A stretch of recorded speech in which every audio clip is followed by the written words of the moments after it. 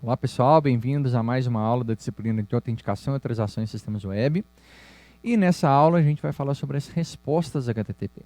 A gente tem dois servidores conversando, um deles é o cliente, o outro o servidor. O cliente faz uma requisição para o servidor responde a essa requisição para o cliente com uma resposta, certo? Então qual é a estrutura da resposta? Antes de ver a estrutura da resposta, vamos lembrar aqui como é que é a estrutura da requisição. Tem o método URL, versão, cabeçalho e corpo, beleza? Estão lembrados dessa estrutura aí, né? A estrutura da resposta é bem parecida. Tem alguns detalhes que vocês vão reparar aqui, ó.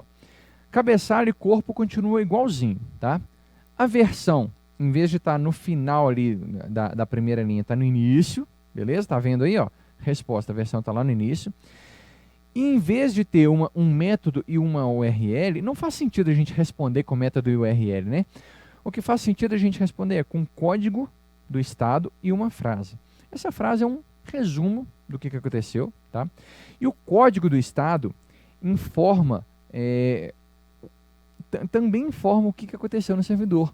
Porque você pode fazer uma requisição e o servidor pode falar, ok, tudo certo, toma aqui a resposta. Você pode fazer uma requisição e o servidor vai te responder, olha, você não tem permissão para isso. Ou você não está autorizado, que é um pouco diferente.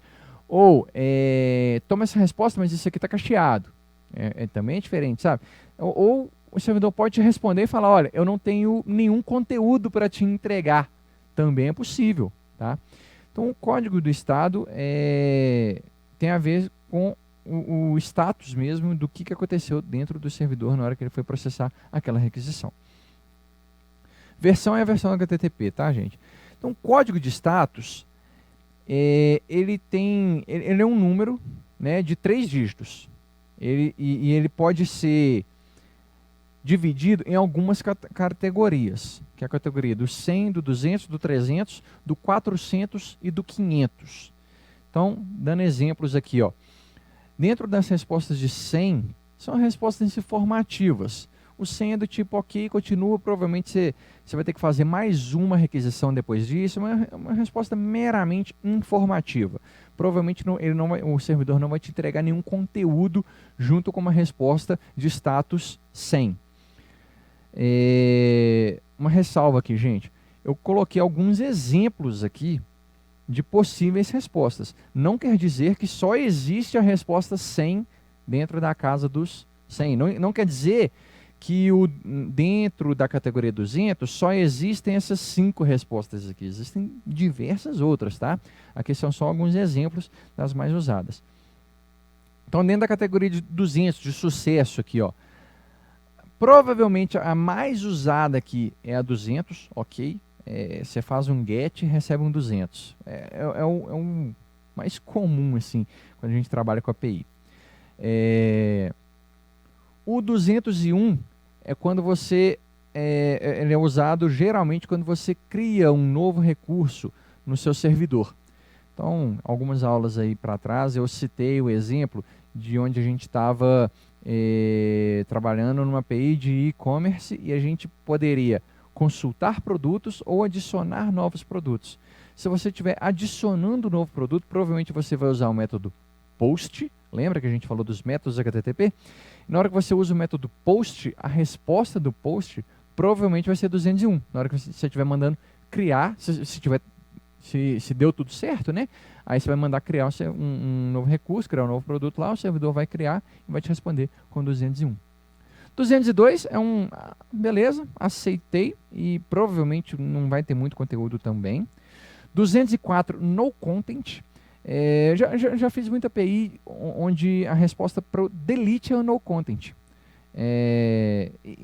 Mas existem discussões aí se esse é o melhor padrão, tá? Porque tem gente que faz API onde na hora que você chama com o método de delete, você pode devolver o recurso. Por exemplo, vou apagar o produto lá do meu site de e-commerce. Fiz um request para o meu domínio, / diretório, coloquei lá o caminho completo, coloquei os parâmetros de qual produto que eu quero apagar. Fiz esse request, fiz essa requisição com o método delete. Eu posso devolver, pegar esse recurso, esse produto, apagar da minha base de dados, mas entregar isso também como resposta. Ou eu posso simplesmente falar, olha, apaguei. Apaguei, não vou te entregar nada, você querer apagar mesmo? Apaguei. E aí você responde com um no content, né? Ou com conteúdo parcial, ou seja, provavelmente você vai ter que fazer uma outra requisição, né, que é o 206. Tem respostas também na casa do 300 de redirecionamento, de proxy, de cache. Cache encaixa aí dentro, um pouco dentro da categoria de redirecionamento, né? Acho que o de cache é o 302 ou 304, estou confundindo os estados aqui agora, mas quando você responde falando que está com cache também, é dentro da casa dos 300. Beleza. Aí chega no 400, que provavelmente a gente está aqui dentro da disciplina de autenticação e autorização, né, gente? Então, provavelmente é o status que vocês mais vão ver aí na hora que estiver desenvolvendo a API aí, estiver colocando a autenticação e a autenticação não estiver funcionando, aí provavelmente vocês vão ver essas respostas aí da casa dos 400, principalmente o 401 e o 403. Um deles é não autorizado e o outro é proibido. É do tipo, você conseguiu autenticar, mas você não tem direito a acessar aquele recurso ali, tá? E o 401 é você não conseguiu nem autenticar. Tipo isso. 404 é quando a categoria dos 400 são a categoria de bad request, de requisições que não vão funcionar por algum motivo, tá? Não quer dizer que esse motivo é sempre a autenticação ou autorização. Por exemplo, 404 é quando você não acha o recurso. Se você acessar lá igti.com.br/professor Ângelo Assis, esse diretório provavelmente não existe lá, né? E aí vai dar um 404 lá, not found. E aí a maioria dos sites conseguem tratar bem quando se tenta acessar um diretório não disponível, né? Pode acontecer um timeout. Você fez a aquisição, está demorando. Opa, de repente desiste, responde 408, timeout. Você pode fazer uma requisição com um tipo de dado, um tipo de mídia não suportado, tá? E existe uma zoeira aí também, gente. Se um dia você receber um status 418, indica que o servidor se recusa a coar café porque é um bule de chá. Existe esse tipo de coisa aí dentro das possíveis respostas HTTP, tá? Então a categoria do 400 aí é a categoria de bad request. E a categoria do 500 quer dizer o seguinte: a sua requisição tá ok, a sua requisição ela funciona, ela foi autenticada, ela acessou um recurso que existe, né? Se ele não existisse ia dar not found. Ela está dentro de um tempo adequado, que senão ia dar timeout, mas pode ter dado algum erro interno dentro do servidor, tipo, ele não sabe processar aquilo, e ele te pode retornar a resposta 500. A resposta 500 é exatamente internal server error. Ou pode te dar a resposta 501. Ou seja, aquele método ali, cara, aquele método ele existe, mas ele não foi implementado. É o not implemented aí que tá, né? Ou o service unavailable, aquele método ele existe, mas agora ele não está disponível. Espera um pouquinho, tenta de novo mais tarde, alguma coisa desse tipo, sabe? Então tem algumas respostas possíveis dentro da categoria do 500, que quer dizer que não tem nada de errado com o cliente, tá? No caso do bad request, provavelmente tem alguma coisa errada com o cliente. Provavelmente você errou na hora de montar a requisição. Você esqueceu de colocar a autenticação, colocou a autenticação errada, colocou o caminho errado, alguma coisa desse tipo. Isso é o 400. O 500 você fez a requisição, beleza, tá certinho. Mas lá dentro do servidor aconteceu alguma coisa errada. Tudo bem?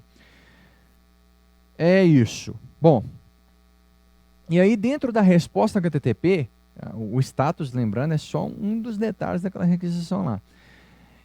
A gente recebe também diversos cabeçalhos. E na hora que a gente estava falando na aula de requisição, que existem diversos cabeçalhos de requisição, existem diversos cabeçalhos de resposta também.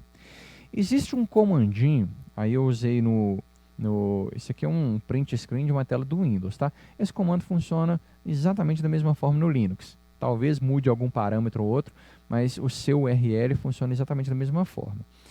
Então o seu URL, eu faço uma requisição. Então no caso, fez uma requisição para www.google.com.br, tá vendo?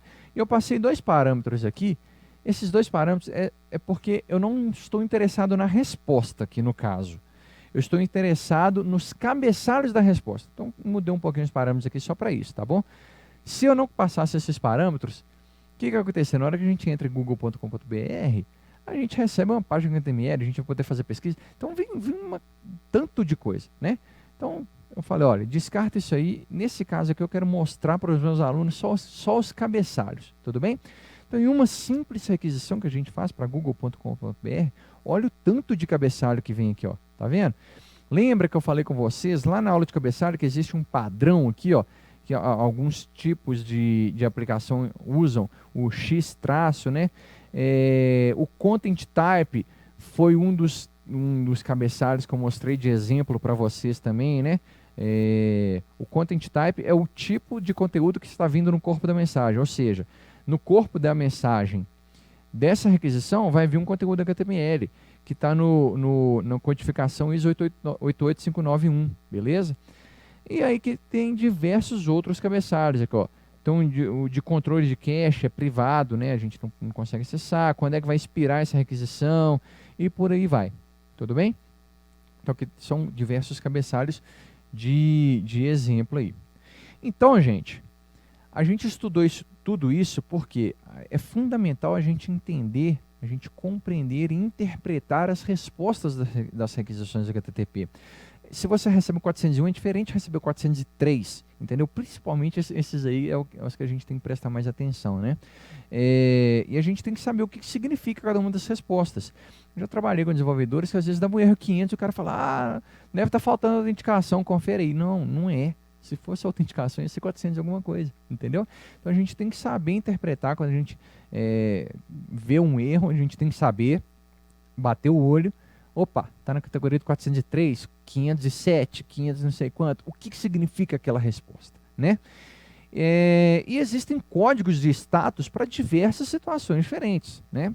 Eu mostrei aqui alguns exemplos para vocês, mas existem vários outros. E os desenvolvedores das APIs devem se preocupar em usar o código certo na hora certa, tá? Então é muito comum, responde 200 para tudo. Não, isso aí vai atrapalhar a sua vida depois, tá? Então a gente tem que usar a resposta certa na hora certa. Tudo bem? Bom, então na próxima aula a gente vai ver um pouquinho das mensagens HTTP. Essas mensagens tanto para requisição quanto para resposta. Beleza? Até mais.